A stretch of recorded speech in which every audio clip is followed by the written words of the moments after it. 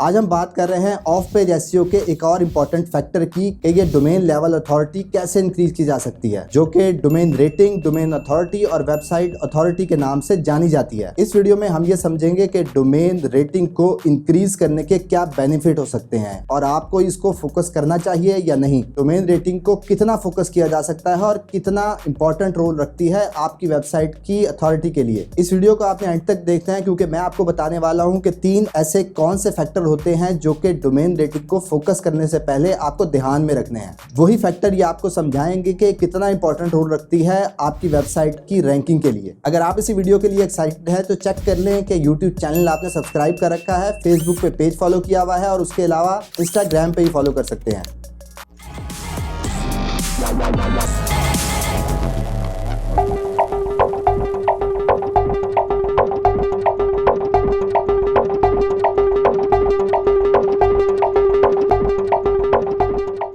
जी हाँ, मैं हूं Asbar, digital marketer, project consultant and commercial blogger. अगर आप नए हैं और ये टर्म आपके लिए नई है कि डोमेन लेवल अथॉरिटी क्या होती है, तो यहाँ मैं आपको बताना चाहता हूँ कि ये जानी जाती है 3 नामों के साथ, जिसको कहते हैं डोमेन रेटिंग, वेबसाइट अथॉरिटी और डोमेन अथॉरिटी। बहुत सारी कंपनीज इसको ऑफर कर रही होती हैं, जिसमें पॉपुलर कंपनीज Ahrefs, मूज, SEMrush और Majestic भी आती है। इन तमाम कंपनीज ने अपने अपने नाम रखे हुए हैं और अपने अपने फॉर्मूलाज है जिसके अगेंस्ट ये आपको डोमेन अथॉरिटी, डोमेन रेटिंग और वेबसाइट अथॉरिटी बताती हैं। इन वन लाइन अगर मैं आपको एक्सप्लेन करूं तो इसका मतलब ये है कि तमाम फिगर्स आपको बताती हैं कि आपकी बैकलिंक की वर्थ कितनी है, या दूसरे लफ्जों में मैं आपको ये बताऊं कि आपके बैकलिंकिंग की स्ट्रेंथ कितनी है। ये तमाम फिगर्स आपको इसी नंबर से कैलकुलेट होती हैं। इसका रिलेशन आपकी वेबसाइट की अथॉरिटी के साथ तो बनता है यार, पर वो कुछ एक्सटेंट के साथ हो सकता है, पर हम इसको 100% वेटेज नहीं दे सकते कि यही नंबर आपको रैंकिंग भी लाके देगा, जो कि हम आगे इस वीडियो में समझेंगे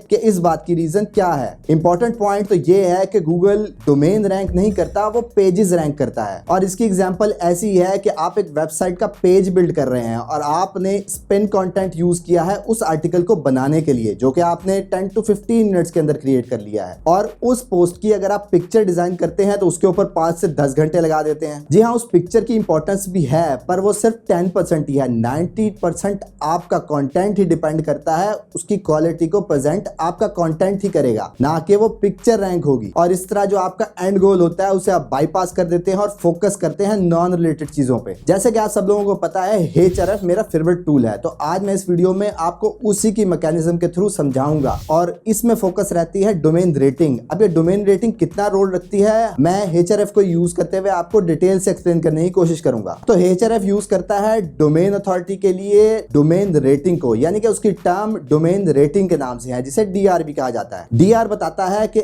आपकी वेबसाइट की बैकलिंक अथॉरिटी कितनी है, या अगर किसी वेबसाइट पे आप बैकलिंक प्लेस करने वाले हैं तो उसकी बैकलिंक अथॉरिटी इस फिगर के थ्रू आपको बता रहे होते हैं वो कितनी अथॉरिटेटिव है। तो इन शॉर्ट के स्ट्रेंथ बताता है बैकलिंक्स की इस नंबर के थ्रू। ये क्वालिटी भी फोकस करता है और क्वांटिटी भी फोकस करता है। ये कैलकुलेट होता है 0 to 100 के नंबर के दरमियान में। ये तो हमने अपने पास्ट एक्सपीरियंसेस में देखा भी है कि जब आपके ऑर्गेनिक कीवर्ड इंक्रीज हो रहे होते हैं तो उसकी मेन वजह आपकी डोमेन रेटिंग का इंक्रीज होना होता है। कि जब आपकी डोमेन रेटिंग इंक्रीज होना शुरू होती है तो उसी के साथ भी ऑर्गेनिक कीवर्ड्स भी इंक्रीज होना शुरू हो जाते हैं और वो अपनी पोजीशन भी इंप्रूव करते चले जाते हैं। पर इसको एक और एंगल से समझने की कोशिश करते हैं। उसकी एग्जांपल ये है कि अगर आपने 30 बैकलिंक प्लेस कर दी है अपनी डोमेन पे और आपका DR शो कर रहा है 30 DR, इसका ये मतलब नहीं कि अगर आप 60 बैकलिंक प्लेस करेंगे तो आपका DR 60 हो जाएगा। और जैसे आप वेबसाइट देखते हैं जिनकी डोमेन रेटिंग 90+ को टच कर रही होती है, वो बहुत ज्यादा हार्ड वर्क के बाद वो यहाँ तक पहुंचते हैं। और इन तमाम नंबर को अगर हम डिवाइड करें, लेट सपोज कि अगर आपने डोमेन अथॉरिटी को 3 to 10 पे लेके जाना है, वो बहुत easily with in few backlink के साथ इंक्रीज हो जाएगी। पर अगर आपने अपनी डोमेन रेटिंग को 60 से 70 पे लेके जाना है तो इसमें बहुत ज्यादा टाइम लगेगा। उसकी वजह यह है कि आपको बहुत अच्छे क्वालिटी लिंक्स क्रिएट करने पड़ेंगे। वो 100 में भी हो सकते हैं और हजारों में भी हो सकते हैं, depends upon the quality of the link. और जैसे जैसे ये डीआर का नंबर बढ़ता चला जाएगा उतना ज्यादा आपको एफर्ट, बैकलिंक की क्वालिटी वर्सेस क्वांटिटी दोनों को एट अ टाइम इंक्रीज करना होगा। पर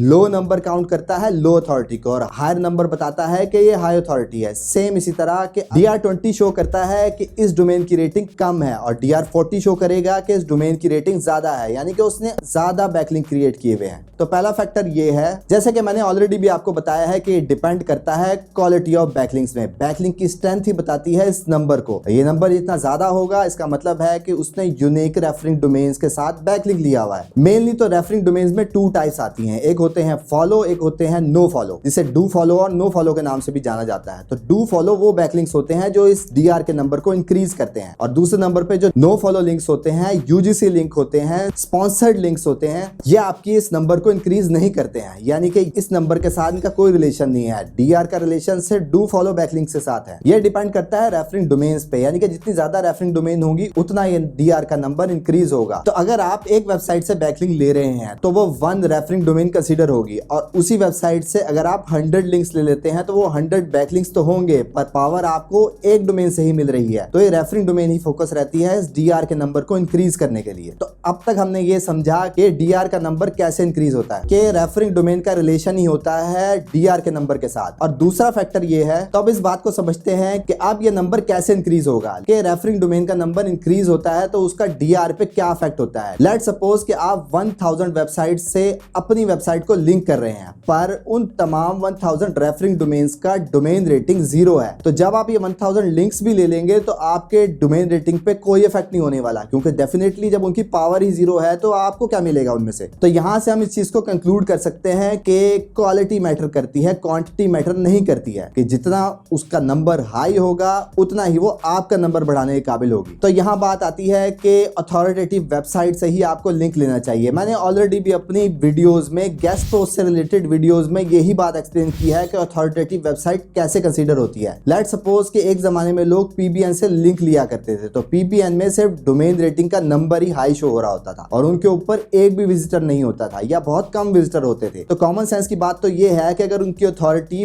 50 प्लस है, डोमेन रेटिंग 50 प्लस है, तो वो जब आप उनसे बैकलिंक लेंगे तो आपकी वेबसाइट की अथॉरिटी, आपकी वेबसाइट की रैंकिंग भी ओवरनाइट इंक्रीज होनी चाहिए, पर ऐसा बिल्कुल भी नहीं होता। तो आपको उन्हीं वेबसाइट से बैकलिंक लेने होते हैं कि जो कुछ कीवर्ड्स पे, अच्छे कीवर्ड्स पे रैंक कर रहे हैं और अच्छी क्वालिटी की ट्रैफिक रिसीव कर रहे हैं, जिनकी एग्जांपल आती है अच्छी गेस्ट पोस्ट। तो वो वेबसाइट जिनकी अथॉरिटी इंक्रीज हुई भी होगी, ऑलरेडी आपके नीड से रेलिवेंट कीवर्ड पे रैंक हुए होंगे, जब आप उन्हीं से बैकलिंक लेंगे तो वो आपकी ओवरनाइट अथॉरिटी भी इंक्रीज करेंगी, आपकी रैंकिंग भी इंक्रीज होगी और डेफिनेटली ट्रैफिक भी इंक्रीज होगी। और गेस्ट पोस्ट का सबसे बड़ा फायदा ये होता है कि सपोज आपने गेस्ट पोस्ट वेबसाइट से एक लिंक ले लिया और वो अपनी वेबसाइट को रेगुलर चला रहा है और अच्छे इनिशिएटिव ले रहा है, रेफरेंस डोमेन्स अच्छी ले रहा है, कंटेंट रेगुलर अपडेट कर रहा है, और अगर आज उससे आपने बैकलिंक लिया और आज उसकी डोमेन रेटिंग 20 है, तो आफ्टर 1 ईयर जब वो अपनी बैकलिंक स्ट्रेटजी भी स्ट्रॉन्ग कर रहा होगा तो 1 साल बाद वही 20 डीआर बढ़ के 50 तक चला जाएगा, जिसका आपको अल्टीमेटली ओवर द ईयर या लाइफ टाइम मिलता रहेगा। तो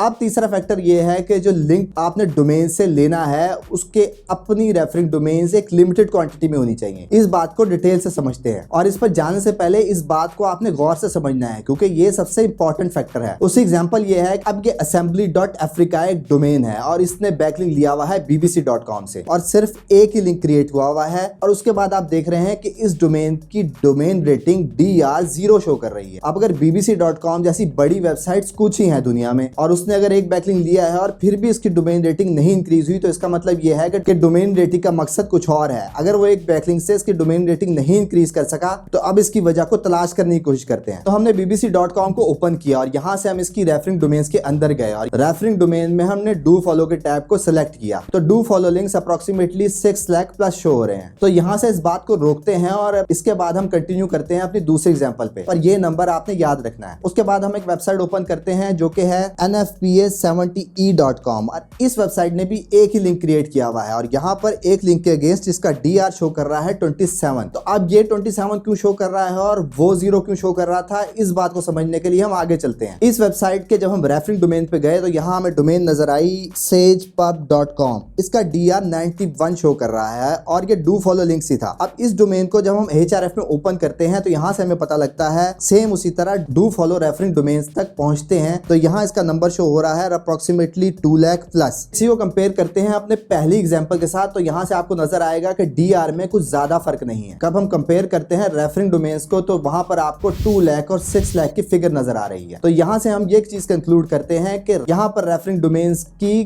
क्वांटिटी मैटर करती है, यानी कि जितनी कम क्वांटिटी होगी उतना डीआर का नंबर, उतना बैकलिंक जो आप उससे लेंगे वो आपको हाई क्वालिटी प्रोड्यूस करके देगा। अब ये एग्जांपल आपके कैसे काम आ सकती है कि जब आप किसी गेस्ट पोस्ट से लिंक लेते हैं तो उसमें आपने डीआर तो फोकस रखना ही है, उसके अलावा आपने रेफरिंग डोमेन्स को ही फोकस रखना है। लेट्स सपोज अगर आपके पास 10 to 20 वेबसाइट्स की लिस्ट है तो उसमें से आपने प्रेफरेंस उन्हीं डोमेन्स को देनी है जिनकी रेफरिंग डोमेन्स की क्वांटिटी कम होगी। जितनी क्वांटिटी कम होगी उतना आपके लिए वो ज्यादा बेनिफिशियल होगा और आपकी वेबसाइट की रैंकिंग को भी positive impact within no time show होगा। तो वो वेबसाइट जो ट्रैफिक जनरेट कर रही होगी उसी गेस्ट पोस्ट की लिस्ट में उनकी वैल्यू ज्यादा होगी एज कंपेयर टू जिनकी कम ट्रैफिक होगी। तो ये तमाम चीजें जिसमें फोकस करना है आपने डीआर को भी, उसकी ट्रैफिक को भी, उसकी यूआरएल रेटिंग को भी और स्ट्रेंथ ऑफ अ पेज को भी, ये सारी चीजें शो करती हैं आपको कि उस पेज का स्ट्रेंथ कितना है। तो अब इंपॉर्टेंट बात ये है कि आप कैसे चेक करेंगे कि स्ट्रेंथ ऑफ अ पेज क्या होती है। स्ट्रेंथ होती है आपके पेज की, लेट सपोज आप किसी ऐसे पेज से बैकलिंक ले रहे हैं जो ऑलरेडी क्रिएट हुआ है, तो आपने डोमेन रेटिंग को तो फोकस रखना ही है, उसके साथ आपने यूआर को फोकस रखना है। यूआर वो नंबर होता है जो बताता है कि उस स्पेसिफिक पेज की अथॉरिटी कितनी है। वो नंबर भी जितना ज्यादा होगा वो बेनिफिशियल होगा, क्योंकि आप डोमेन से बैकलिंक तो ले रहे हैं पर अल्टीमेटली वो आपको किसी स्पेसिफिक पेज से बैकलिंक जनरेट करके दे रहा है, तो वो नंबर आपके लिए मैटर करेगा। उसके अलावा ट्रैफिक भी होनी चाहिए उसके ऊपर और अच्छी क्वालिटेटिव और रिलेटेड ट्रैफिक होनी चाहिए आपके टॉपिक से रिलेटेड जिसके अगेंस्ट आप बैकलिंक क्रिएट कर रहे हैं। तो अब लास्ट में बात करते हैं कि मॉरल ऑफ द स्टोरी क्या है। तो हमने यहां तक इस चीज को कंक्लूड किया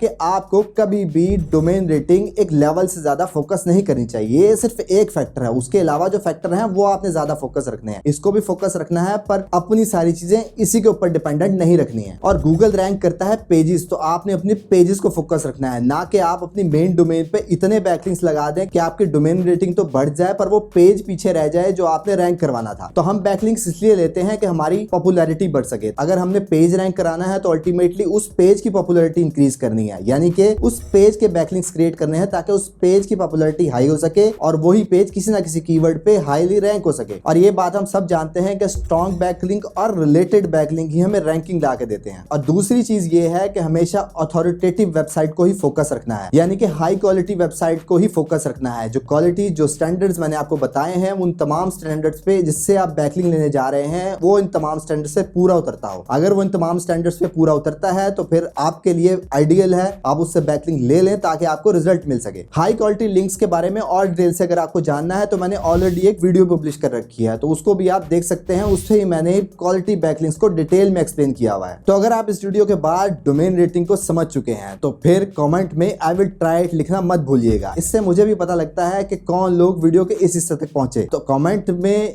ये कमेंट जरूर कीजिएगा। तो ये थी आज की इंफॉर्मेशनल वीडियो जिसके बारे में मुझे बहुत ज्यादा क्वेश्चंस आते रहते थे कि हमने अपना डीआर इंक्रीज करना है, domain rating, domain authority, website authority increase करनी है। तो मैंने आज आपको कंक्लूड कर दिया कि कितना इंपॉर्टेंट रोल रखती है। तो अब आपने बजाय मुझसे सवाल करने के इन तमाम फैक्टर्स को गौर से सुनना है और उसके अगेंस्ट अपना खुद डिसीजन लेना है, बजाय सिर्फ आप डोमेन रेटिंग के पीछे पड़े रहते थे और उसी नंबर गेम में आप आगे जाते थे। और लास्ट वीडियो में मैंने आपको डिटेल में एक्सप्लेन किया है कीवर्ड रिसर्च से रिलेटेड के डोमेन अथॉरिटी कितना इंपॉर्टेंट रोल रखती है, और उस वीडियो में मैं आपको एक्सप्लेन कर दिया कि डोमेन रेटिंग की इंपॉर्टेंस कितनी है। तो उस कीवर्ड रिसर्च में आपने इसको वेटेज जरूर देनी है। तो डोमेन रेटिंग से रिलेटेड जितने भी मुझे क्वेश्चंस आए वो मैंने इस वीडियो में आंसर करने की कोशिश की है। अगर फिर भी आपका क्वेश्चन मिस हो गया तो आप कमेंट में अपना क्वेश्चन प्लेस कर सकते हैं। उसके अलावा अपने दोस्तों को टैग जरूर करें जो कि सेम फील्ड से रिलेटेड हैं और स्ट्रगल कर रहे हैं। जाने से पहले ये जरूर चेक कर लें कि आपने यूट्यूब चैनल सब्सक्राइब कर रखा है, फेसबुक पे पेज फॉलो किया हुआ है और उसके अलावा इंस्टाग्राम पे भी फॉलो कर सकते हैं। That's all for today. Thank you very much. Have a good and safe